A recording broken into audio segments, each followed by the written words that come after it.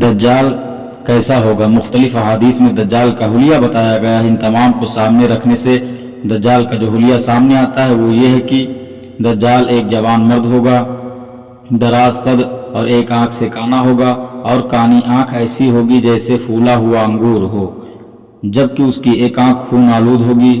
اس کا سینہ چوڑا اور ذرا سا اندر کی طرف دھنسا ہوا ہوگا۔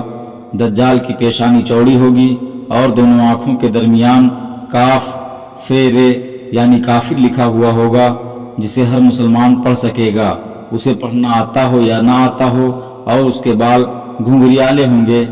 دجال کے نکلنے سے پہلے دنیا کی بہت بری حالت ہوگی، جیسا کہ احادیث مبارکہ کے مضامین سے پتہ چلتا ہے کہ اس کے نکلنے سے 3 سال پہلے ہی دنیا میں عام قحط پھیل جائے گا۔ پہلے سال آسمان 1/3 بارش اور زمین 1/3 پیداوار روک لے گی، دوسرے سال آسمان 2/3 بارش اور زمین 2/3 پیداوار، جبکہ تیسرے سال آسمان ساری بارش اور زمین ساری پیداوار روک لے گی، حتیٰ کہ آسمان شیشے کا اور زمین تانبے کی ہو جائے گی۔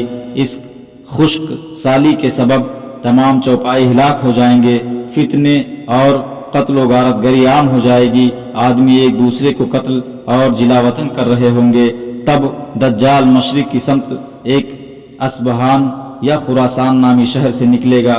غذائی قحط کے علاوہ علمی و روحانی قحط بھی برپا ہوگا۔ دین کے سلسلے میں لوگوں میں ضعف پیدا ہو جائے گا، علماء اور دیندار لوگوں کی قلت ہوگی۔ دجال زمین پر 40 دن رہے گا، جن میں سے ایک دن 1 سال کے برابر، ایک دن 1 ماہ کے برابر اور ایک دن 1 ہفتے کے برابر، جبکہ باقی ایام سال کے عام دنوں کی طرح ہوں گے۔ اس مدت میں دجال اپنے گدھے پر سوار ہو کر ساری دنیا کا چکر لگائے گا۔ گدھے کا جسم اتنا بڑا ہوگا کہ دونوں کانوں کے درمیان فاصلہ 40 ہاتھ کے برابر ہوگا۔